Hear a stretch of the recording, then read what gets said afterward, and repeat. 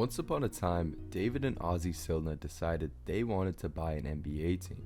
The two loved basketball their whole lives growing up in New Jersey and had just hit the jackpot, becoming one of the first manufacturers of polyester, making them millions of dollars.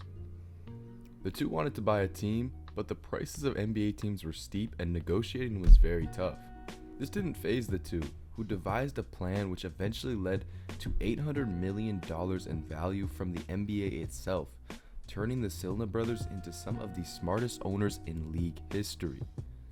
In order to fully understand this story, we have to take it back to the 1960s, an era in which there wasn't one surefire official basketball league in America. The ABA was another professional North American basketball league formed in 1967. The league featured many teams that ended up actually transitioning into the NBA, such as the Spurs, the Nets, the Nuggets, Knicks, and many more. The league was steady for the first few seasons, but eventually started to go downhill in viewership and revenue, with the NBA taking over the nation for professional basketball as there was more exciting players and the flashiness was just not there in the ABA. The NBA was simply just more popular. Though the ABA still had maintained viewership in 1976, it was finally time for the NBA to fully acquire the ABA. You see, David and Ozzie Silna grew up in New Jersey watching basketball all around them growing up. The two became notorious for their textile production work, but they wanted more. You see, the Silna brothers had been planning to buy an NBA team years prior to the merger even occurring, trying to make a deal for the Detroit Pistons in 1974, though every attempt failed. This is when they realized that they could buy an ABA team with hopes of an inevitable merger and to finally get an NBA team from that. The two settled on the Carolina Cougars, moving them to St. Louis and renaming to the Spirits. The move was simply based on the fact St. Louis was the biggest state in America without a professional basketball team, which the two hoped would entice the NBA enough to take them in the merger. After in just their first season upsetting the reigning ABA champs in the divisional, though they'd fall just short in the finals to the Kentucky Colonels. Past their first year, the Spirits only went downhill, both on the court and in attendance. Blaming the location, the brothers tried agreeing on a deal to merge with the Utah Stars in 1975, which would fall through. However, they would manage to get some of the Stars players, which included Hall of Fame center Moses Malone. The brothers continued to try to bargain with other states, trying to gain enough capital to force their way in the NBA when an inevitable merger would take place, though with little luck and the merger approaching, their spirits dwindled. In 1976, the Spirits were not one of the four teams picked to merge to the NBA. To most, this would seem as a loss and a failed business attempt by the Silna brothers. This would turn a 180 and be the start of one of the greatest sports deals ever made.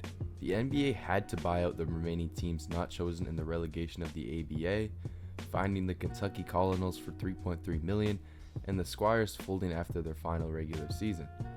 The Spirits, however, would hold out longer than the others, forcing the four merging teams to pay them $2.2 million in cash, and the big kicker, 1/7 of the TV revenue shares from all four of the teams combined for as long as the NBA's existence in return of the Spirits folding. The brothers were making 2% of the entire NBA's TV deal revenue. And to add to this, the brothers made sure to include a clause that would deny the NBA's ability to lower that percentage as long as the league was above 28 teams. So basically, unless the league wanted to make less money, it would have to continually pay these guys 2% of all revenue made from their games being broadcasted on live television. Now, this deal was great, but the brothers still had hope to use this money to create their own NBA franchise. However, the NBA decided to not get fleeced by them again and to just pay the yearly amount instead. The deal was sort of mundane to start, as the 70s were known as a dead ball era for the NBA. With little to no star power, people were simply just not that interested in watching live televised basketball. However, when the 80s and 90s came, bringing countless NBA legends like Magic Johnson, Larry Bird, Michael Jordan, and more, the deal really started to take off. The NBA's rights were purchased by big networks such as CBS and NBC, and additional deals would be made with TNT and TBS, skyrocketing the NBA's revenue into hundreds of millions of dollars annually.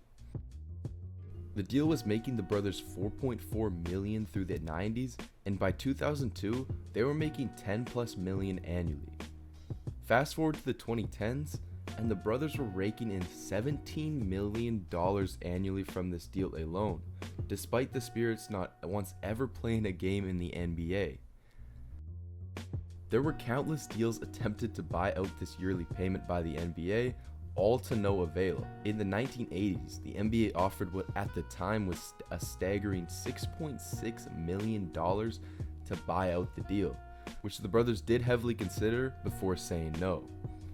In 2012, when the New Orleans Hornets were purchased, the NBA again tried buying the Spirits out, potentially to use their name for the newly owned team.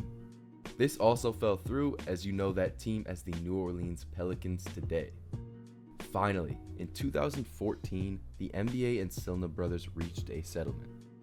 $500 million was paid upfront to the original 4 ABA teams that merged, with the remaining shares available to purchase from the Silnas themselves. The brothers still managed to get an additional media revenue stream, which the NBA would grant, completing arguably the greatest deal ever done in sports business history.